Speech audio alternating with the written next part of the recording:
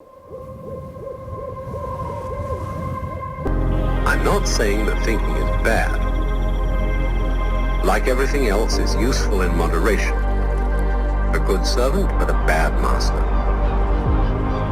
And all so-called civilized peoples have increasingly become crazy and self-destructive because through excessive thinking they have lost touch with reality. That's to say, we confuse science with the real world.